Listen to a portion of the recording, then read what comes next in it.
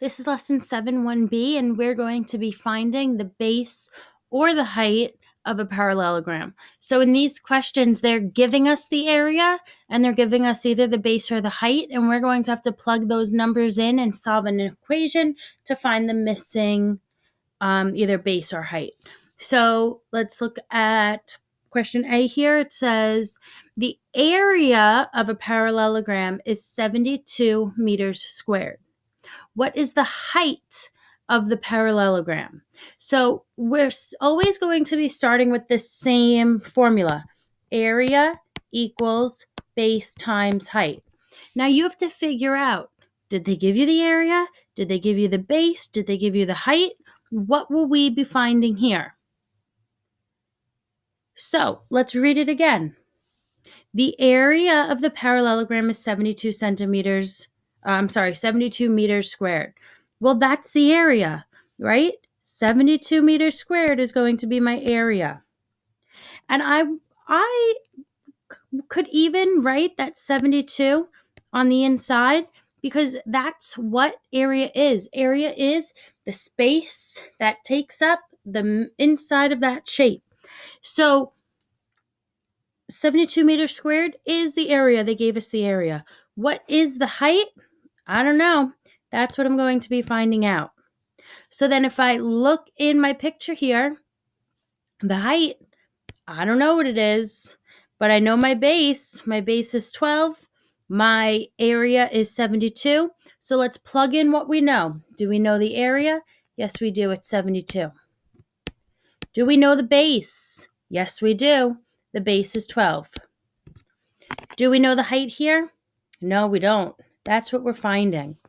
So now we have an equation. It says 72 equals 12h. Well, think back to when we're solving equations. Our goal is to get that h alone. Some of you may still like to draw a dotted line down the middle. That's totally fine. Our goal is to get h alone. How do we get h alone? What are we going to have to do to both sides to get h alone? Well, right now we have 12 times h. In order to solve for h, we're going to have to divide both sides by 12. That way I have 12 divided by 12 cancels out. I'm left with h. And what does h equal?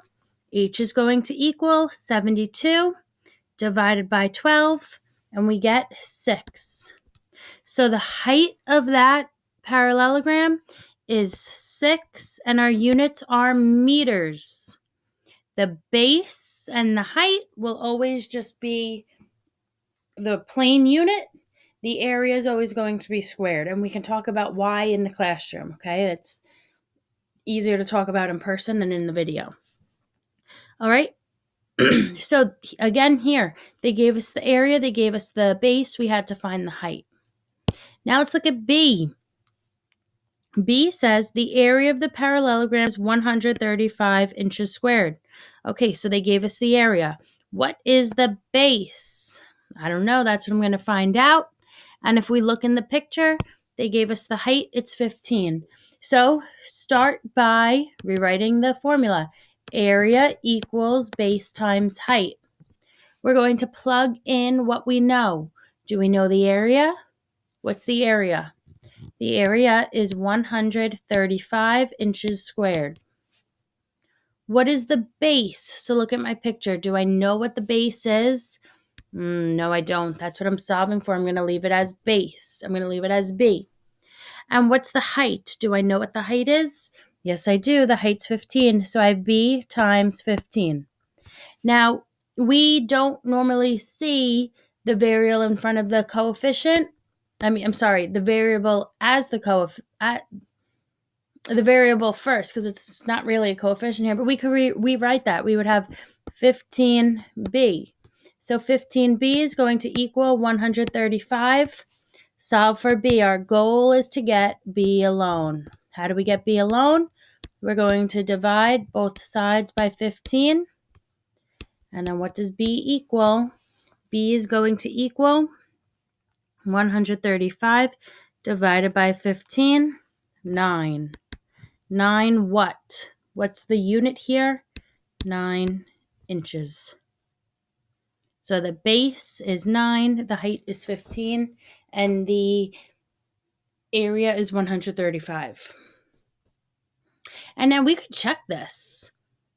I could take that 9 inches and plug it in to my base. So let's plug it in to check.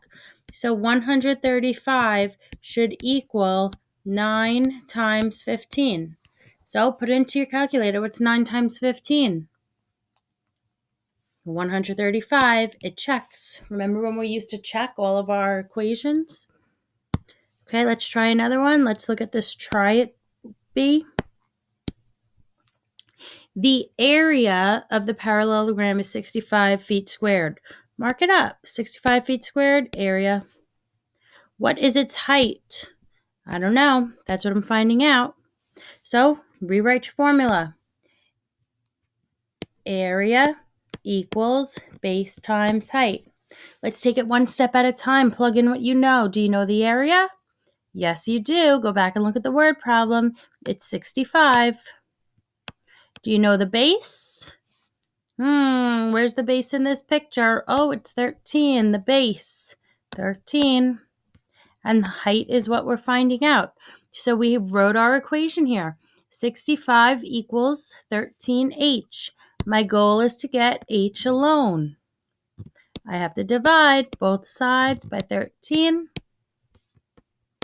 What does h equal? 5. 5 what? The answer is not just 5. The answer has to be 5 feet.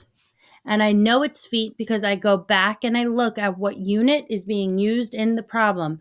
Well, if the area is feet squared and my base is feet, then my height also has to be feet. One last question, number 7. A rhombus has an area of 440 meters squared and a base of 22 meters. What is its height? So I already know the area. I know the base. I don't know the height. That's what I'm going to be solving for.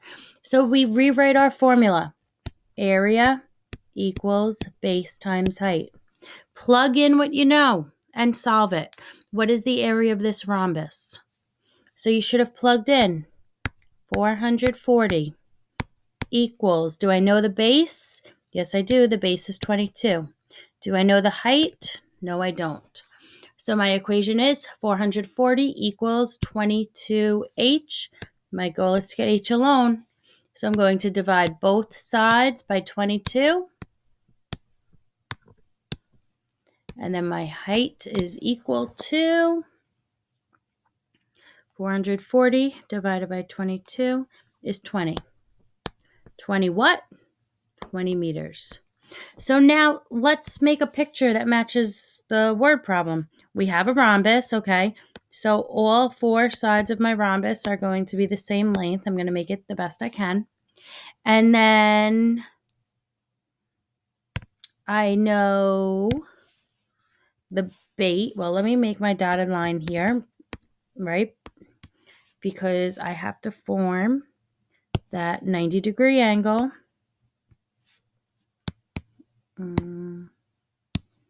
I should have done it the other way. I have my 90-degree angle there. So my base is 22 meters. My height, I didn't know. That's what I solved for. And my area, which is the space inside, was 440 meters squared. So I solved for my height. My height ended up being 20 meters.